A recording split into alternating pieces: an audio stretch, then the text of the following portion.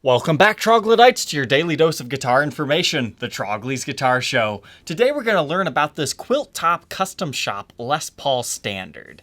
And essentially, the main lesson today is not everything that comes out of the Gibson Custom Shop is a historic reissue. Sometimes I'll run into these guitars in the Would You Rock or Not or Guitar Hunting series, and it's a little bit hard to explain, so now in the future I can just point you guys to this video. So this is a custom shop Les Paul standard. That means it's not necessarily a reissue of anything. I mean, you're going to notice that this has some reissue specs, like it has an ABR1 bridge, it also has the plastic output jack plate, but everything else about this is more modern in spec. I mean, we're talking things like weight relief difference, you'll have a short neck tenon. So they're just kind of a beautiful mix between somebody who wants a more modern Les Paul, but still wants it made at the custom shop because of the higher quality woods that they use, as well as the more skilled craftsmen.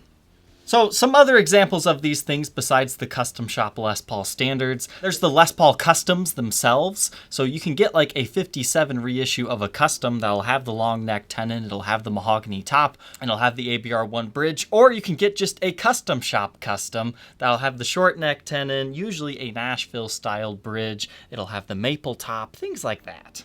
There's also the Class 5 Les Paul standards, as well as Gibson's made-to-measure program, where they'll build you anything that you want in the custom shop. Some cool examples of guitars I've had in the past include the Queen of Clean and the Blue Blackout Les Paul custom. But in the end, custom shop Les Pauls, they just feel different than a USA Les Paul standard. Not necessarily saying one is better than the other, but there's definitely a little bit more time that goes into these. I mean, there's some USA Les Paul standards that play better than the custom shops. It's just kind of a case-by-case basis. But you can't deny that these custom shops get beautiful wood. So what is a quilt top? A quilt top is when you have figuring like this. You see how it's kind of like a cloud almost, or it kind of looks like waves rippling on the ocean. That's what a quilt top is. Whereas Les Pauls are mainly known for having a flame top like this. Flame essentially just means it has these straight lines. Sometimes it can be slightly wavy, and sometimes you can find Les Pauls that have such a wavy flame to it that it almost appears to be like a quilt top that it can be hard to tell the difference. But these are the two types of figured wood you typically find on a Les Paul. But you see quilted tops far less often. Like, you can find USA standards with flame tops all day long, but finding a quilt top one, that's usually a limited edition type thing or a custom shop guitar. But I had initially purchased this one because it kind of reminded me of my favorite 80s model, the Spotlight Special, except for it just didn't have that center seam running through it. But this is just a beautiful guitar. So some other differences between a custom shop Les Paul standard and a USA made one. This was actually a traditional. I mean, it depends on the weight relief. Sometimes they'll have different bridges on here. This one originally had a Nashville. It's been upgraded to a Faber. When we say higher quality woods, that usually means more figured tops, and the bodies are usually one piece. Now you can find some one piece USA made guitars, but many of them are multi-pieced. The headstocks are also going to be slightly different in size, but that also depends from model to model. But this is going to be a slightly more historic look as compared to one of these guys. So there's a lot of small little differences that you really have to see them side by side to really feel them. So let's go ahead, throw it on the workbench, and take an individual look at its parts and specs. Inside the custom shop quilt top, what do we got? We've got 57 classic pickups in here. And they're reading 7.95 in the bridge position, and the neck is about 7.67, and in the middle for fun, 3.9. But seeing as we have the ABR1 bridge, I was kind of expecting to see a long neck tenon in here, but you do not have that. So it's just kind of a weird blend of specs here. You get the historic ABR1, but you get the more modern short neck tenon, as well as the thick binding in the cutaway. So normally on a guitar like this, you would see a Nashville style bridge on these guys. That's why sometimes it can be hard to pinpoint what model these things exactly are when it comes to these kind of weird custom shop ones. But everything's looking nice in these cavities. And we also have a full weight tailpiece, so that's another historic spec that's missing from this. We'll follow along the top here, just such a beautiful quilt top on this one. I really enjoyed this finish on this particular one because it really brings out the waviness of it. And it's almost a perfect book match here, which is not something that you normally see from Gibson. And we have the gold bell knobs here. You don't have the thumb bleeders or anything on them though. So once again, a modern day spec'd out custom shop Les Paul. And another cool thing that some people will dig is this never had a pick guard on it ever. There's some guys that like playing pick guard off and they hate having those little holes. So that's a nice little thing here. So it's two-piece maple top on top of a mahogany body. I would believe this one has been weight relieved in some fashion. This is one of those times where I wish I had my x-ray. It's not chambered though, so I'm guessing it's just the 9-hole weight relief. But moving on to our neck, we have a rosewood fretboard with the acrylic inlays. And you can see there's quite a few tooling marks along the edges of this. Like this area looks like it'd feel rough, but it really doesn't feel too much different when you play it. I'm not sure if somebody did like a fret job on this at one point in time or if it left the factory like this, which sometimes they do, many times they do, unfortunately. But while you're playing it, you don't see it anyways. But this is on top of a mahogany neck, and I'm seeing next to no wear on these frets. As far as neck specs, 1.66 inches at the nut. That increases to 2.04 at the 12th. First fret neck depth, 0.84. And it beefs up to 1 inch by the 12th. It has the usual 24 3/4 inch scale length. Base of the headstock, we have a blank truss rod cover, non-historic spec once again. And there's your truss rod if you need to use it. It's a mahogany neck that you can see through right there. And we've got Grover tuners on this guy with the Gibson model that has the outline on it. That's how you tell it's real. And then the Les Paul model silkscreen.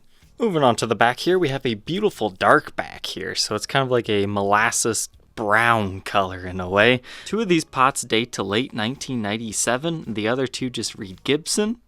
And the serial number seems to suggest that this one would be made around 2001, so it's possible those have been replaced. But honestly, the wear looks about consistent, so it just might be old parts. But here's the inside of the toggle switch cavity. And along the edges, you have some more slightly historic specs. So we've got a plastic output jack plate, whereas most modern things get a metal one because these things crack, just like that one's kind of doing right there. Then your normal style Gibson strap buttons right here. Looks like somebody has a felt washer underneath that one and this one to keep them nice and secure. But once again, a nice mahogany body, most likely with 9-hole weight relief. I'm judging that based off of how large this channel route is. And then a one-piece mahogany neck here, which is also looking pretty nice. And we've got our custom shop edition decal with our Grover tuners and our serial number CS10691. So everything's looking pretty good here. This example weighs 9 pounds, 6.6 ounces. Let's go ahead, plug it in, and hear how it sounds.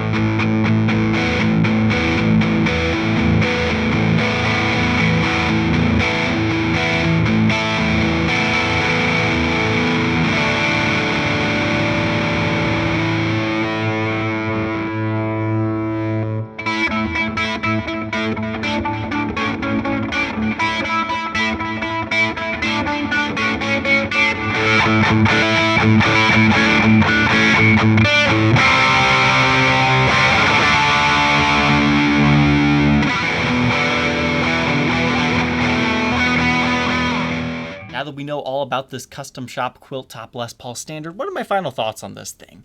It is a beautiful guitar. I absolutely adore the quilt top on this one, and it matches really well with this kind of heritage cherry sunburst finish it's got going on. So you've got that dark red, and then it just kind of transforms into that yellow. It's just such a beautiful sight. It reminds me of one of the refinish Spotlight specials. And I've been playing so many Fender guitars lately, actually playing a Les Paul, it's like, this is a much darker sounding guitar, but it's good, just in a different way. So it's definitely a beautiful piece out of the custom shop. Now this guitar is actually already spoken for. I warned you guys in the unboxing episode it was gonna sell itself, but more people wanted that darn fake EDS 1275, believe it or not. But I'm gonna go ahead and go over the condition, and you can check out that link in the description, just in case it comes back up for sale. I don't see him passing this one up though. So condition-wise here, you do have some scratches on the face of the headstock. I mean, it's nothing crazy, but when you see it in the light, that's when you definitely see those lines. And as always, around the Gibson headstock logo, there's just always that tooling mark around those. But your truss rod is in perfect shape. It's very easy to adjust, so you can set the relief to your preferences. I didn't notice any super fret wear on here, and the fretboard is in great shape now that I've conditioned it. And I've got those strings wrapped on the posts correctly, so this is a very nice guitar. Stays in tune pretty well too. Along the face of the guitar, you can see once again some polishing scratches. But for the most part, I would almost rate this guitar in very good condition, and that's the highest that I ever rate any guitar. Because I don't see any major nicks or dings on the top here, just some light marks and handling scratches. But on the pickups, you can see that it does have some scratches, so maybe somebody was using a metal pick at one point in time.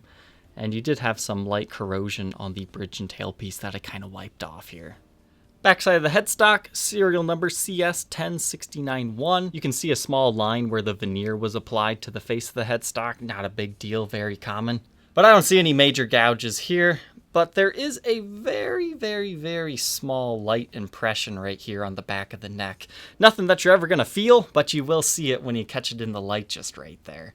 But other than that, it's a nice rounded neck profile here. Definitely not a fat 57 reissue. I would say this is kind of that 59 feel. It's kind of like that perfect in-betweener neck. And then at the base of the heel right here, I did not notice this until I was on the workbench. There's a small area where the finish was either rubbed through or it's slightly chipped. So that's there if you're looking with a keen eye. But other than that, just some scratches, some light wear on the back here, but nothing that really detracts from the beauty of this awesome dark back. Take a quick look around the edges here. Everything's looking good to me. The only thing that you need to know, once again, you got some light cracking on the plastic output jack, which is super common. And then we'll finish up along this edge here. So definitely a pretty clean guitar here. Under Blacklight, this thing kind of just looks like a 70s tobacco sunburst. But you can see somebody's definitely played this thing. It's got a lot of sweat absorption right there that you can't see in regular lighting. But other than that, this thing blacklights beautifully. You can see somebody also likes to rest their hand right here because the sweat's also absorbed there. It's always fun whenever you can tell unique playing styles like that. So moving up the neck here, we'll get to our face of our headstock, which is also looking good here. No breaks, cracks, or repairs, thankfully. And I was curious if we would see this or not. So what this is it has reacted to a stand at one point in time. And you can just barely tell that on the neck in regular lighting situations because it's just a slightly darker amber color. So not a huge deal by any means right there. That's probably what that is there too. Honestly, I could not see that in regular lighting situations, and yeah, I'm not quite sure what that is. Must have had something in the case that slightly reacted to the finish or something, because I don't see anybody's hand actually hitting the outer hands of it, I guess, unless they're kind of like an Ingve style up here like this and it rested against there, but that seems a little bit far-fetched. We'll have to take a look at that under regular lighting situations here real quick. Looks like maybe a few other stands right here. So this was definitely somebody's gigging instrument, but man, they took great care of it. You can only tell half this stuff under Blacklight. I can honestly say I'm stumped on this one. It does appear to be slightly darker in that area, so it could be a touch-up. I think that's probably the best thing to say, but it doesn't actually look like that area was damaged or anything. So that is there to know about. Is it really going to catch your eye? No, because I didn't even notice, and I did a good look through of this guitar. I did not see that until the Blacklight test. This custom shop quilt top comes in an era-correct case. Looking at this thing, I thought for sure that this was an era-correct case that was given to the guitar, but now that I've seen the thing under Blacklight, I'm willing to bet this actually was the original case. I mean, this thing has been pretty beat up. It has a replacement handle on it. There's actually a slight Tolex repair on the back there that you never see. But you can see the edges have lots of tears. I mean, this thing was definitely gig used and heavily worn. But the inside completely secures the guitar, and that's good. So good heel support, double neck rest. You can't see that it's had some dirt build up right here, as well as where the strings rest. So somebody played this thing a lot. So there must be a good reason for that. Unfortunately, I do not have any case candy to share with this one, though. Thank you for tuning in today, Troglodytes. I hope you enjoyed. Don't forget to like, comment, and subscribe. Check out that link in the description, and we will see you tomorrow on the next episode. Take care.